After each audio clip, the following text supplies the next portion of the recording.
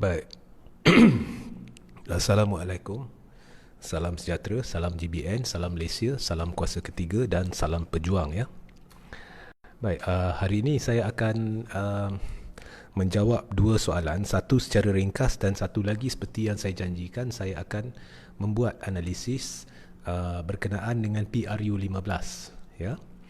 Jadi saya rasalah saya orang pertama yang akan membuat satu analisis dan satu kenyataan rasmi hari ini, memberi jangkaan dan sebab-sebab saya menjangkakan mengapakah keputusan PRU 15 akan berupa sebegini ke sebegitu. Saya akan jelaskan.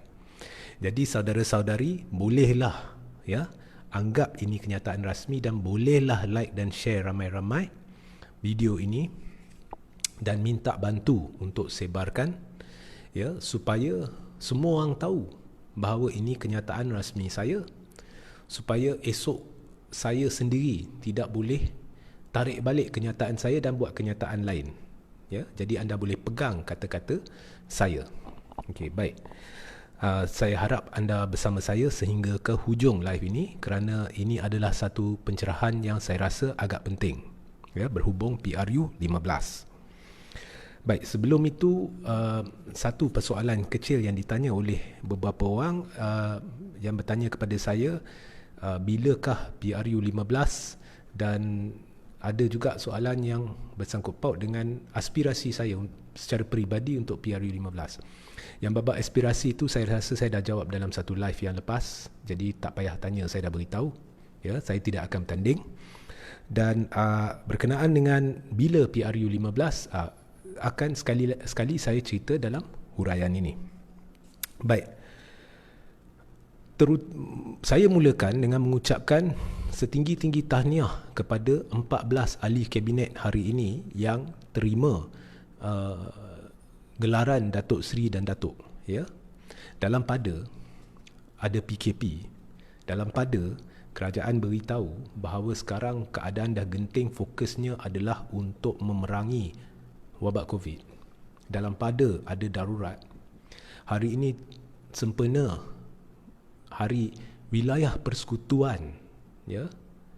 Sahaja 300 lebih orang dapat darjah kebesaran dan sebagainya, dan daripadanya 14 ahli parlimen 14 ahli kabinet, maknanya menteri dan timbalan menteri telah menerima sama ada gelaran Datuk Seri atau Datuk.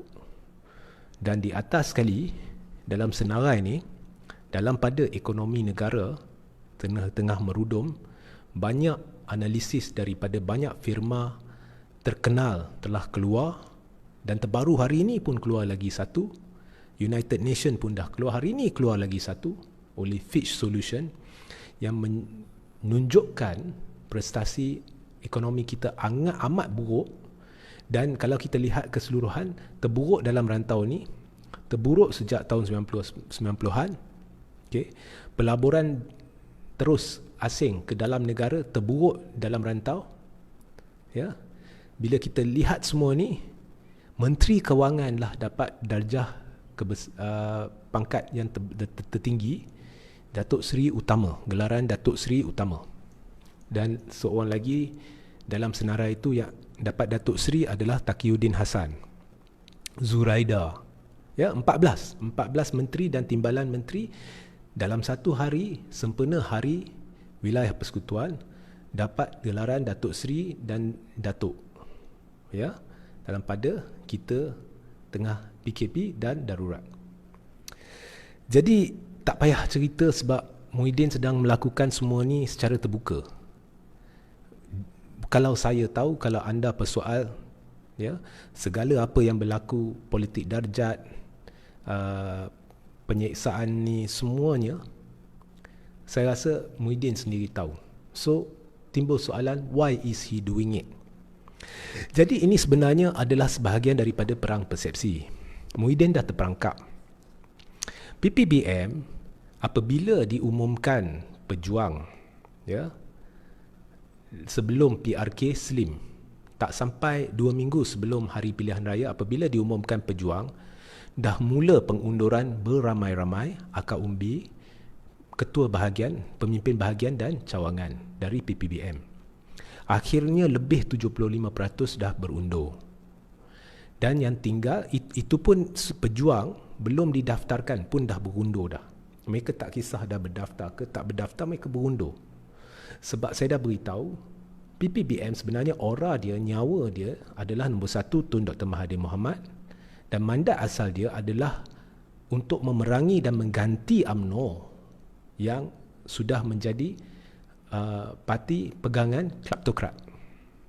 Jadi segala apa yang berlaku selepas sekarang melibatkan PPBM langsung tidak masuk akal dan ditolak terus oleh hampir kesemua akar umbi, pemimpin bahagian dan cawangan. Dan apabila timbul ura-ura malah pendedahan oleh pemimpin UMNO berkenaan dengan sogokan oleh pihak tertentu dalam PPBM yang cuba sogok 20,000 dan sebagainya untuk buka cawangan, sebab PPBM ni tak ada akar umbi, tak cukup cawangan. Ya, PPBM bunyi lebih tapi tak ada saman. Jadi ini hakikat. So, apa yang Muhyiddin boleh buat dalam keadaan terdesak dan tertekan? Dia buat segala apa yang boleh dia buat untuk cuba membeli masa dan memanjangkan tempoh hayat dia dalam kerajaan, walaupun sebenarnya Muhyiddin dah hilang majoriti dan secara berperlembagaan sepatutnya dah tak jadi Perdana Menteri dah. Dan dia berselindung di sebelakang nasihat dia agar darurat diisytiharkan bagi kelangsungan politik dia. Dan ini sebenarnya secara tidak langsung telah diakui oleh Anwar Musa yang memberitahu ini darurat ada kaitannya dengan untuk mengelakkan PRU15 bercanggah dengan kenyataan Taqiyuddin dan pihak-pihak lain dari PPBM bahawa ini hanya untuk memerangi COVID. Dan segala apa tingkah laku kerajaan ni membayangkan bahawa hujah bahawa segala apa yang dilakukan adalah untuk memerangi COVID adalah palsu. Baik, so ini adalah perang persepsi oleh Muhyiddin.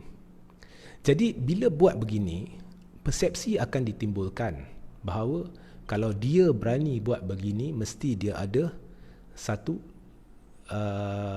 taji atau senjata yang dia belum dedahkan lagi, dan he is in control. Okay? So persepsi, sebab tak ada apa boleh buat melainkan main persepsi. Tahu tak saudara, beberapa kali Muhyiddin telah cuba untuk menghubungi Tun Dr. Mahathir Mohamad dalam tempoh 8 bulan ini. Dia tahu situasi dia genting dan terbukti bahawa saya bukan mereka cerita apabila dia hilang majoriti. Tetapi dia tetap timbulkan persepsi di umum. Sebab bila dah tak boleh buat apa lagi, hanya boleh main perang persepsi untuk mendapatkan apa yang anda hendak. Dalam bahasa Inggeris, this is called do or die. Sama ada guna segala apa cara, biar rakyat nak kata apa, biar mereka nampak bahawa ini tidak adil, itu tidak adil. Tapi bila dah tak boleh buat apa lagi, bila dah tak terdaya, guna segala taktik yang mungkin untuk timbulkan persepsi dengan harapan mungkin akan tempuhi kejayaan. Hakikatnya PPBM dah kritikal. Dan di dalam PPBM juga berlaku pergelutan dan perpecahan, di mana ada puak yang hendak PPBM ni jauhkan balik dari UMNO dan dah rasa ianya tersasar. Di Paguh sendiri pun ada banyak pihak yang telah keluar daripada PPBM. Dan benda ni bukan saya yang kata, benda ni pernah diisytiharkan. Baik. Kemudian ada blogger-blogger, ada pihak-pihak yang telah mungkin dikerah, mungkin diupah, saya tak tahu, tiba-tiba menjadi orang pro Muhyiddin. Siapa-siapa cuba nak pertahankan Muhyiddin ni tak akan berjaya. Ya. Tetapi mereka bergantung kepada penulisan yang sebenarnya hujah dia adalah hanya dengan retorik untuk meyakinkan pembaca. Tapi fakta dia tak ada. Dan sebahagian daripadanya ialah jawapan saya kepada seorang profesor yang telah membuat satu tulisan mengapa PN akan menang pilihan raya. Nah, saudara-saudari, secara rasmi saya beritahu jangkaan saya bahawa di dalam PRU15 tidak ada parti atau gabungan yang akan menang pilihan raya Nombor satu. Nombor dua, PPBM akan kena belasah teruk. Nombor tiga, Barisan Nasional akan kena teruk. Nombor empat, PAS akan kena teruk. Okey, nombor lima, akan muncul blok kuasa ketiga yang akan menjadi kingmaker. Jadi ini rasmi. Anda boleh pegang cakap saya, anda boleh tularkan video ni. Mengapa saya berkata demikian? Okey, bila penulisan dibuat oleh pihak tertentu, khususnya seorang profesor tu, mereka menggunakan PRN Sabah sebagai hujah. Lihat PRN Sabah. Jadi dah nampak dah PPBM tengah mara ke hadapan. Dapat muncul terus dapat 11 kerusi. Baik, nak cerita PRN Sabah ni, saya cerita. Di PRN Sabah, okey, mula-mula saya nak beritahu satu perkara yang okey, tak apa, saya mulakan analisis ya. Di PRU 12 atau di PRN 12, PRN Sabah 12 ke-12 tahun 2008, UMNO menang 32 kerusi. Di PRN 13 tahun 2013, UMNO menang 31 kerusi, jatuh 1 kerusi. Di PRN 14, UMNO menang 17 kerusi, jatuh banyak kerusi. Di PRN 2020 baru-baru ni, UMNO menang 14 kerusi. UMNO menghala begini. Okey. Nah, ada orang akan beritahu, ya, sebab UMNO dia beri beberapa kerusi kepada PPBM. Kita akan sampai babak tu. Okey, jangan bimbang, kita akan sampai babak tu. Tetapi kalau lihat result secara terus, UMNO sedang menjunam. Baik. MCA tak payah cerita lah. MCA is gone. Warisan. Okey. Okey, sebelum kita pergi ke warisan, saya nak cerita berkenaan dengan kerusi UMNO dan kerusi PPBM. Dua kerusi yang dimenangi oleh PPBM adalah kerusi baru. Tahu tak saudara-saudari, beberapa bulan sebelum PRN Sabah telah diluluskan persempadanan semula. Disebabkan persempadanan semula ni, timbul beberapa kerusi baru. Dua kerusi yang dimenangi oleh PPBM adalah kerusi baru. Nah, jumlah kerusi yang dimenangi oleh PPBM ni di Sabah adalah 11 kerusi. Kali pertama ya. Tapi dua tu kerusi baru. Okey. Sudah pastilah kerusi baru ni, sempadan tu adalah yang akan menguntungkan PPBM. Okey. So kerusi baru. 4 kerusi yang dimenangi oleh UMNO adalah kerusi baru. Okey. Dan PPBM mengambil alih 6 kerusi UMNO. Jadi pertama sekali, bila kita lihat PPBM ambil alih 6 kerusi UMNO, maknanya PPBM menang atas Ehsan UMNO 6 kerusi itu. Kemudian tambah 2 kerusi yang dimenangi oleh PPBM, jumlahnya 8 kerusi yang saya rasa adalah kerusi sama ada menerusi Ehsan UMNO atau disebabkan faktor persempadanan semula yang sudah semestinya mereka buat sebegitu rupa untuk menguntungkan PPBM. Okey. Now UMNO pula 4 kerusi baru. Bila kita tolak 4 kerusi itu dari UMNO sebenarnya menang 10 kerusi kalau kita ikut yang lama. PPBM pula, kalau kita tolak 6 tu, itu 2 kerusi baru dengan 4 kerusi yang dari ataupun 4 kerusi dari Ehsan UMNO, jadi jumlah 6. 11 tolak 6 berapa? Tinggal 5 sahaja. 5 sahaja. Okey, kerusi yang dimenangi oleh PPBM boleh dikatakan atas usaha dia sendiri. Sebab di Sabah, Perikatan Nasional dia kempen sendiri, UMNO dia kempen sendiri. Memang nampak perpecahan dekat Sabah. Okey, walaupun mereka mengaku bahawa GRS gagasan tu. Okey. Nah, itu satu fakta. Yang kedua, kalau kita lihat warisan, pada PRN Sabah 2018, warisan menang 21 kerusi. Pada PRN terbaru ni 2020 ni, bulan Oktober, warisan, kalau kita tolak kerusi DAP, sebab DAP pun bertanding bawah bumbung warisan plus kali ini, kalau kita tolak DAP, warisan menunjukkan peningkatan 2 kerusi iaitu 23 kerusi. Maknanya warisan menunjukkan peningkatan. UMNO menjunam. Okey. Kemudian kalau kita lihat 23 kerusi, ya, berbanding dengan PPBM dia menang 11 kerusi. Now, pada PRN Sabah atau sebelum PRN Sabah, Tun Dr. Mahathir Mohamad dengan jelas beritahu bahawa dia sokong jika Shafie Apdal dicalon sebagai Perdana Menteri. Shafie Apdal pun dengan jelas mendukung perjuangan Tun. Okey. Menang 23 kerusi, menunjukkan peningkatan. PPBM menang 11 kerusi. Itu pun kalau kita tolak 4 kerusi dari Ehsan UMNO dan 2 kerusi baru atas betul-betul usaha dia sendiri berdasarkan lanskap politik PRU 14, hanya 5 kerusi. Itu merupakan satu tamparan hebat kepada PPBM dan Muhyiddin yang merupakan Perdana Menteri. Ini parti Perdana Menteri, manakala parti yang menjunjung dan mendukung perjuangan Tun melonjak naik lagi.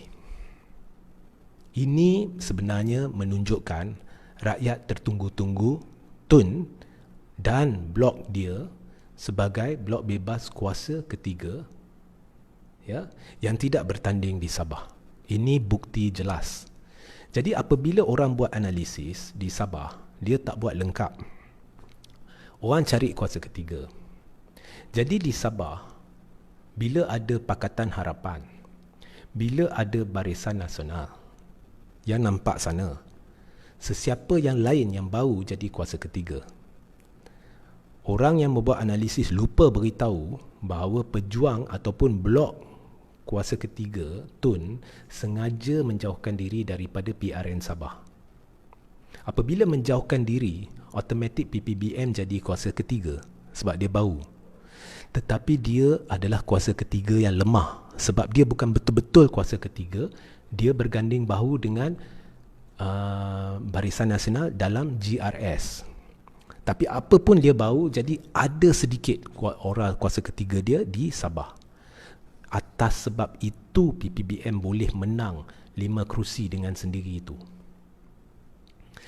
Tapi kalau kita banding keputusan warisan dengan PPBM, jelas menunjukkan seandainya Tun bawa batalion dia, okey, dan bertanding di semua kerusi, sebab dia secara rasmi tak terikat dengan Pakatan Harapan. Dia secara rasmi tidak terikat dengan Barisan Nasional atau Perikatan Nasional. Jadi orang akan pandang dia sebagai kuasa ketiga sebenar, dan pada ketika itu orang akan berfikir, kita dah try PH, kita dah try BN, sekarang kita tengah seksa bawah PN dengan BN, jadi kita pergi ke arah Tun. Ini sebenarnya yang nampak di Sabah. Dan ini sebenarnya mengapa blok kuasa ketiga menjauhkan diri daripada PRN. Sebab bila PRU sampai, dia betul-betul nak menjelma buat kali pertama supaya dia benar-benar kuasa ketiga. Dia bukan lagi kuasa yang dah sedia ada. Jadi persepsi bahawa PRN Sabah menunjukkan bahawa PN akan sapu adalah satu spin yang cukup tidak matang, yang cukup tersasar, yang cukup tidak masuk akal. Tidak kira sama ada blok bebas ni, kuasa ketiga ni, parti dia berdaftar atau tidak, dia akan sapu banyak kerusi dan jadi kingmaker. Dan ini yang telah ditonjolkan oleh Sabah. Bukan saya nak guna Sabah sebagai perbandingan semata-mata, tetapi sebab saya gunakan ada dua. Pertama, memang Sabah adalah satu-satunya pilihan raya berskala besar yang pernah berlaku, yang kita ada data baru, yang ada unsur kesan kuasa ketiga. Dan yang kedua, orang yang pro Muhyiddin yang mainkan propaganda sendiri guna PRN Sabah untuk spin. Jadi inilah analisis yang betul yang menunjukkan bahawa PRN Sabah telah memberi kita petunjuk. Jika pejuang, tak kira parti berdaftar ke tidak, ataupun blok kuasa ketiga Tun ni muncul di PRU 15, dan bertanding di hampir semua kerusi parlimen ataupun katakan semua kerusi PPBM, UMNO dan PAS. Dia akan sapu banyak kerusi. Lagi satu petunjuk adalah SLIM. Jadi kalau kita lihat SLIM, saudara-saudari, pada ketika itu Amir Khusyari adalah calon pejuang. Amir Khusyari ini sebenarnya tak dikenali. Tiba-tiba muncul manusia bernama Amir Khusyari ini.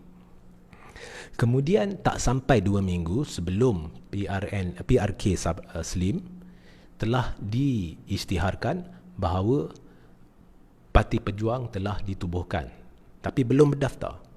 Maknanya Amir Khusyari walaupun dia memiliki aura pejuang, tetapi dia masih calon bebas. Now, hakikatnya gerombolan Barisan Nasional dengan Perikatan Nasional ni begitu cemas. Suasana kempen di SLIM seolah-olah pilihan raya umum. Memang banyak dana ditaburkan, memang kempennya gila, tapi lawan calon bebas. Itu menunjukkan nombor satu, memang PPBM, PAS, UMNO amat takut dengan blok kuasa ketiga dan sedang memainkan persepsi hari ini bahawa mereka tidak takut. Okey? Dan sebab itulah pejuang tak akan diluluskan. Kedua, kalau kita lihat di SLIM, saya dah buat analisis. Okey? Now, kalau kita lihat di PRU 14, saya dah cerita benda ni sebelum ni, tapi saya cerita sekali lagi. Di PRU 14, UMNO dengan PAS memang bekerjasama dan sekarang bekerjasama. Jadi kita tak boleh banding undi UMNO dengan undi UMNO. Sebab dulu UMNO dengan PAS bekerjasama, jadi kita gandingkan undi UMNO dengan PAS pada PRU 14, gandingan atau kita kenali sebagai UMNO PAS. Dapat 12,430 undi. Di PRK SLIM terkini, UMNO PAS dapat 13,060 undi. Tahu tak saudara-saudari, dana begitu hebat ditabur, lawan calon bebas, kempen begitu hebat dilancarkan seperti PRU, tambah pula bawa Najib, bawa apa, lawan calon bebas. Peningkatan undi sebanyak 630 undi sahaja. Lawan calon bebas ni. Manakala itu, Amir Khusyari tak sampai 2 minggu pejuang diumumkan, bukan hanya dia kekal deposit, calon bebas ya, dia berjaya mengaut 1/3 daripada undi yang diperolehi oleh Pakatan Harapan di PRU 14. Orang yang tidak dikenali, bertanding sebagai calon bebas. Pejuang tak sampai 2 minggu diumumkan. Kempen begitu dahsyat oleh Barisan Nasional dan Perikatan Nasional. Dia berjaya simpan deposit dan kaut 1/3 daripada undi yang diperolehi oleh Pakatan Harapan pada PRU 14. Sekarang dah berapa lama dah? Dan daripada PRK SLIM sehingga sekarang kita dah tahu betapa hebatnya perpecahan Melayu Islam disebabkan tingkah laku politik yang dimainkan oleh Muhyiddin, politik UMNO dan sebagainya, termasuk juga UMNO dah umumkan nak kerjasama dengan DAP dan sebagainya. Saham blok kuasa ketiga dah melonjak naik berlipat kali ganda. Jadi kalau kita ambil dua analisis Sabah dengan SLIM ini sahaja, kita dah nampak pejuang masih belum muncul dalam pilihan raya besar seperti PRN Sabah. Bila dia muncul di PRU 15, semua akan goyang. Ya. Di kubu kuat Datuk Seri Najib Tun Razak, satu lagi saya beri di Chini. Sebab Chini ini berada dalam kawasan parlimen Pekan. Ya. Jadi kita lihat Chini. Okey. Di PRU 14, kalau kita campur undi UMNO dengan PAS, UMNO PAS dapat 15,432 undi. Di PRK Chini terkini, UMNO PAS mendapat 13,872 undi, iaitu penurunan 10.1% undi Melayu Islam di kubu kuat Najib. Inilah cara anda analisis dan inilah petunjuk bahawa Perikatan Nasional, Barisan Nasional dan PAS akan hanyut di PRU 15 dan blok kuasa ketiga akan menang kerusi yang banyak. Jangkaan saya antara 30 hingga 40 kerusi, kalau lebih alhamdulillah, dan akan menjadi kingmaker. Riwayat politik Muhyiddin akan berakhir sebaik sahaja keputusan PRU 15 diumumkan. Okay? There is nothing you can do to stop this. Melainkan ada satu taktik yang kotor, yang amat kotor yang dimainkan.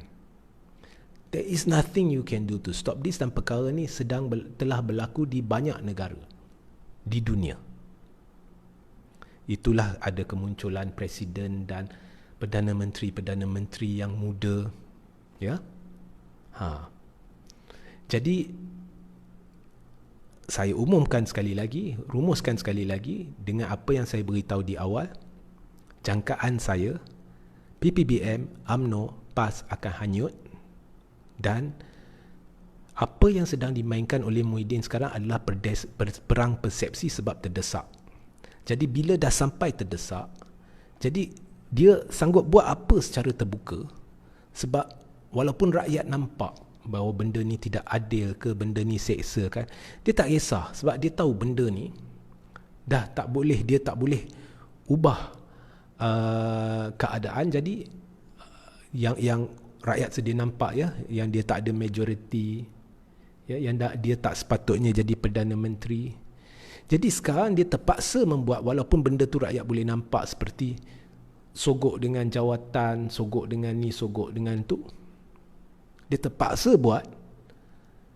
Kemudian kita tak tahulah di PRU 15, mungkin janji-janji sebab bajet dah lulus, ya, janji-janji projek, ya, ada banyak dana ni sebab belanjawan 2021, supaya akhirnya di PRU 15 mereka mengharapkan bahawa undi akan memihak kepada mereka.